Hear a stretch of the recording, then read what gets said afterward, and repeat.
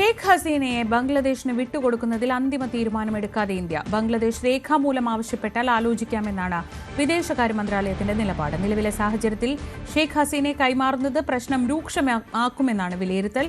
വിഷയം കരുതലോടെ കൈകാര്യം ചെയ്യാനാണ് നീക്കം. അജയ് സുധാപിജു വിവരങ്ങളുമായി. അജയ്, ഇതൊരു നയതന്ത്ര തലത്തിൽ തീരുമാനമെടുക്കേണ്ടതാണ്. പക്ഷേ അപ്പോഴും അഭയം തേടി വന്ന ഷെയ്ഖ് ഹസീനയെ അങ്ങനെ ഒരു അപകടത്തിലേക്ക് വിട്ടുകൊടുക്കാൻ ഇന്ത്യ തയ്യാറാവുമോ എന്നതാണ് അറിയേണ്ടത്. ഏതൊക്കെ തരത്തിലാണ് ഇപ്പോൾ ചർച്ചകൾ നടക്കുന്നത്? ശ്രീജ, 2013 ഒപ്പിട്ട കരാർ പ്രകാരം ഇന്ത്യക്കും ബംഗ്ലാദേശിനും ഇടയിൽ കുറ്റവാളികളെ വിട്ടുകൊടുക്കാനുള്ള പ്രത്യേക ഒരു നിയമം അല്ലെങ്കിൽ ഒരു കരാറുണ്ട്.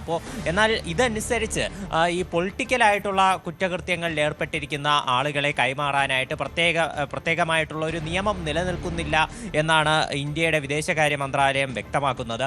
അപ്പോൾ ഈ ഒരു ലൂപ്പ് ഹോൾ, ഈ നിയമത്തിലുള്ള 2013 ഈ എക്സ്ട്രഡിഷൻ ട്രീറ്റിയിലുള്ള ഈ ഒരു ലൂപ്പ് ഹോൾ അനുസരിച്ച് ഷെയ്ഖ് ഹസീനയെ നിലവിലെ സാഹചര്യത്തിൽ വിട്ടുകൊടുക്കണ്ട എന്നാണ് ഇന്ത്യയുടെ തീരുമാനം. അത് മാത്രമല്ല, ബംഗ്ലാദേശ് സർക്കാർ അനൌദ്യോഗികപരമായിട്ടാണ് ഇന്ത്യയോട് ഷെയ്ഖ് ഹസീനയെ വിട്ടു നൽകണം എന്ന് ആവശ്യപ്പെട്ടിട്ടുള്ളത്.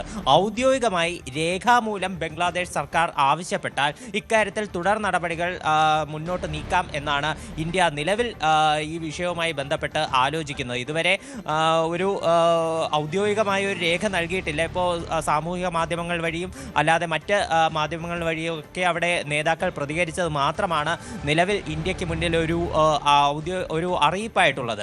ഇത് ഒരു രേഖാമൂലം നൽകിയാൽ ഇനി കൈമാറുന്ന കാര്യത്തിൽ ഉൾപ്പെടെ ഇന്ത്യയുടെ നിലപാട് ഔദ്യോഗികമായി തന്നെ അറിയിച്ചേക്കും. നിലവിൽ ഇന്ത്യയുടെ വിദേശകാര്യ മന്ത്രാലയം വ്യക്തമാക്കുന്ന കാര്യമെന്ന് പറയുന്നത് ഇന്ത്യയുടെ തൊട്ട അയൽരാജ്യമായതിനാൽ തന്നെ ബംഗ്ലാദേശിലെ ജനങ്ങളുടെ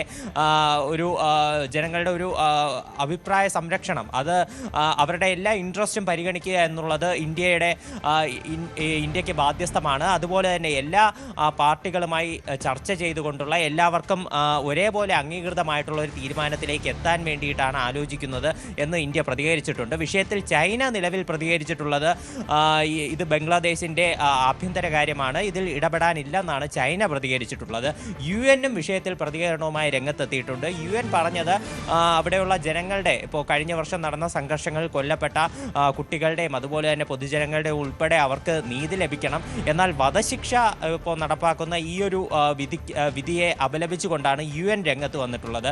എന്തായാലും ഈ മാസം 18 മുൻപേ തന്നെ ഷെയ്ഖ് ഹസീനയെ അറസ്റ്റ് ചെയ്ത് കോടതിയിൽ ഹാജരാക്കണം എന്നാണ് ഇന്നലെ പുറത്തു വന്ന 453 പേജിലുള്ള അന്താരാഷ്ട്ര ക്രൈം ട്രൈബ്യൂണൽ കോടതിയുടെ ഉത്തരവ്. എന്തായാലും ബംഗ്ലാദേശ് ഇനി ഒരു ഇന്ത്യ നിലപാട് വ്യക്തമാക്കിയ സാഹചര്യത്തിൽ ഔദ്യോഗികമായി ഇനിയൊരു അറിയിപ്പ് നൽകാൻ തന്നെയാകും ബംഗ്ലാദേശിന്റെ നീക്കം. ശരി, അജയ് സുധാപിജുവാണ്.